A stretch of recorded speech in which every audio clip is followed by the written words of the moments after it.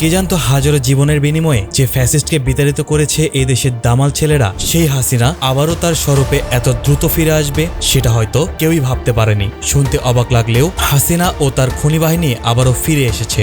নিজেদের চারপাশটাতে একটু ভালোভাবে তাকালে সেই সত্যটা সবাই উপলব্ধি করতে পারবেন। বাংলাদেশের রাজনীতিতে হাসিনা এখন আর শুধু একটি নাম নয়, বরং একটি জুলুম, হত্যা, গুম, খুন, মানুষের মৌলিক এবং ভোটাধিকার হরণ আর ভারতীয় দাসত্বের এক প্রতীক। এসবে অতিষ্ঠ হয়ে একটা সময় এদেশের মানুষ ফুঁসে উঠেছিল। বুকের তাজা রক্ত দিয়েই সেই শৃঙ্খল থেকে নিজেদেরকে মুক্ত করেছিল। কিন্তু মুক্তি কি আদৌ মিলেছে? ফ্যাসিস্ট হাসিনা উত্তর বাংলাদেশে নির্বাচন আর ক্ষমতাকে কেন্দ্র করে আবারও শুরু হয়েছে খুনের হোলি খেলা। তবে এবার খুনে এসেছে নতুন মুখোশ পরে, চেহারা বদলেছে, চরিত্র বদলায়নি। একই পিশাচ, শুধু জাত আলাদা। এটা বাংলাদেশের রাজনীতিতে মজলুম থেকে জালিম হয়ে ওঠার এক হৃদয় বিদারক ট্র্যাজেডি। হাসিনাকে বিদায় করার পর অন্য একটি বৃহৎ রাজনৈতিক দল যেন সব দিয়ে হাসিনার জায়গাগুলোকে পূরণ করার চেষ্টায় নিয়োজিত। জুলুমের আগুনে পুড়ে কেউ কেউ মানুষ হয়, আর কেউ কেউ হয়ে ওঠে আরো বড় জালিম। একটা সময় যে দলটি নিজে ছিল হাসিনা জুলুমের শিকার, আজ সেই হয়ে উঠেছে আরেক হাসিনা। যে নির্যাতন তারা সহ্য করেছিল, ঠিক সেই নির্যাতনের আগুনেই তারা জ্বালিয়ে দিচ্ছে এদেশের সাধারণ মানুষকে। হাসিনা পালানোর পর বিএনপি নিজেদের অভ্যন্তরীণ কোন্দলে ইতিমধ্যেই 250 জনের বেশি মানুষ খুন করেছে, আর এই লাশের মিছিল থামারও কোনো লক্ষণ নেই। শুরুতে দলীয় কোন্দলে সীমাবদ্ধ থাকলেও এখন তাদের হাতে প্রাণ হারাচ্ছে সাধারণ মানুষ।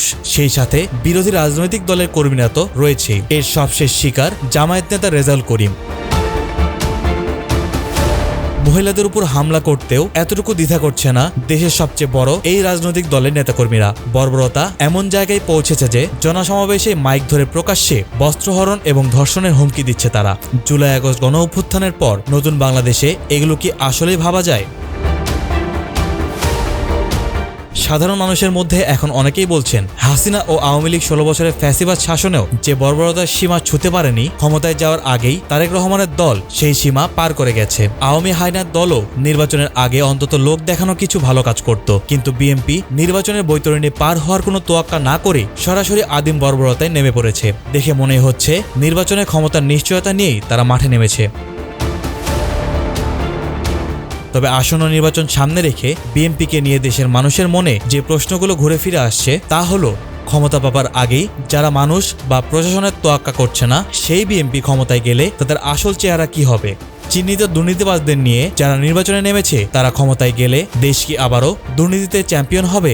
ভোটের আগে যারা মানুষ হত্যা করে, ক্ষমতায় গেলে সাধারণ মানুষের জীবনের মূল্য তাদের কাছে কি হবে?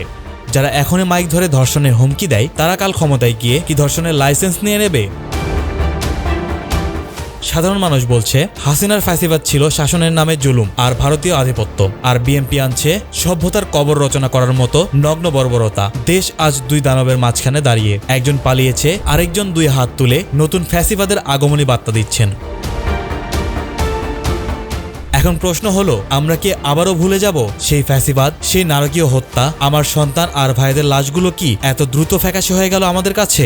যে হাজারো তরুণ খুনে ধরা রাষ্ট্রের ছোড়া বুলেটের সামনে নির্ভীক বুক পেতেছিল, তা কি আবারও কোনো নতুন ফ্যাসিবাদ তৈরির জন্য? নাগরিক অধিকার নিয়ে মাথা উঁচু করে বাঁচতে হলে আমাদের আর কত রক্ত দিতে হবে? এই প্রশ্নটাই এখন সবার মনে।